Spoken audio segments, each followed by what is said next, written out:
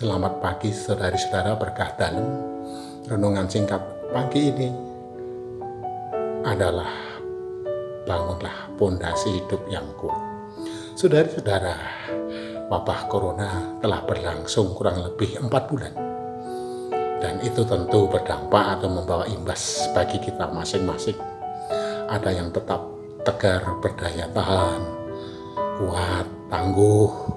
Ada yang mulai putus asa, harap-harap cemas, tak tentu arah hidupnya. Ada yang meraup keuntungan besar karena penjualan APD, alat pelindungan diri. Ada yang mulai utang sana-sini. Dan rupanya jalanan kota pun sudah mulai sepi. Aksi bagi-bagi bantuan kemanusiaan secara gratis. Nah, bagaimana kondisi hidup saudara saat ini? Tentunya Anda sendiri yang paling tahu. Persoalannya adalah pondasi hidup yang kuat itu kayak apa? Saudari-saudara, rasa-rasanya boleh dibilang pondasi hidup orang itu macam-macam.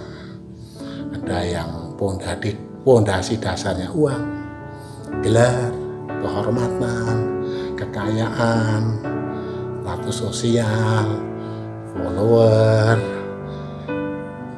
user, dan seterusnya. Tapi menurut Yesus, saudari-saudara, pondasi hidup yang kokoh bagi kita adalah Tuhan Allah sendiri. Ya, kita mesti menjadikan Allah sebagai dasar hidup kita. Dialah dasar batu karang yang handal. Itulah sebabnya Yesus mengatakan demikian. Setiap orang yang mendengar perkataanku dan melakukannya, ya sama dengan orang bijaksana yang mendirikan rumahnya di atas padas. Kemudian turunlah hujan dan datanglah banjir. Lalu angin melanda rumah itu, tetapi rumah itu tidak roboh, sebab didirikan di atas padas. Tetapi setiap orang yang mendengar perkataanku dan tidak melakukannya, ya sama dengan orang bodoh yang mendirikan rumahnya di atas pasir. Kemudian turunlah hujan dan datanglah banjir, lalu angin melanda rumah itu, sehingga robohlah rumah itu dan hebatlah kerusakannya. Saudari-saudara, perhatikanlah, orang bodoh dan orang bijaksana sama-sama membangun rumah. Mungkin bentuknya sama, gaya arsitekturnya sama, luahnya sama, tetapi ada perbedaan yang menonjol, yakni struktur atau pondasi rumah itu. Itulah yang mempengaruhi daya tahan dan mutu bangunan rumah itu. Setiap ahli bangunan pasti tahu komposisi campuran bahan material untuk membuat pondasi yang kuat. Kalau di pedalaman Kalimantan jelas, yang pancang untuk rumah yang paling kuat adalah kayu ulin atau kayu besi. Saudari-saudara, dalam hidup beriman ya seperti itu. Kita ke gereja sama, ibadat dalam waktu yang sama, mendaraskan doa yang sama, nyanyi yang sama, dengarkan sabda Tuhan yang sama, komuni yang sama, berkat dan pengutusan yang sama. Tetapi rupanya dampaknya pun satu dengan yang lain bisa berbeda. Sebab apa? Sebab sikap hati berbeda, disposisi batin saat ibadah berbeda, sehingga buahnya yang dihasilkan pun berbeda.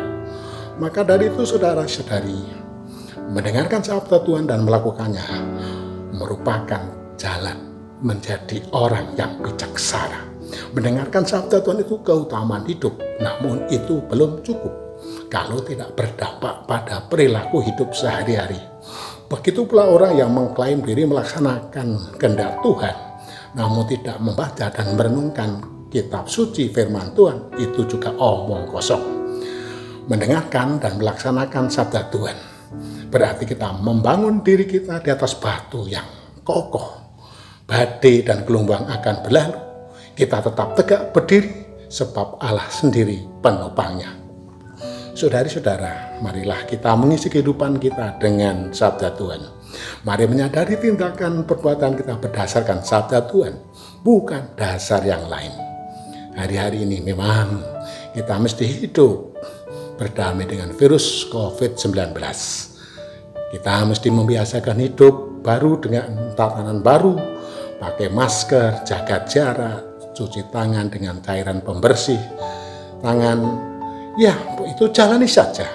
Tetapi saudara, hanya satu yang pantas kita andalkan sebagai pondasi hidup kita yang kokoh, yakni Allah sendiri.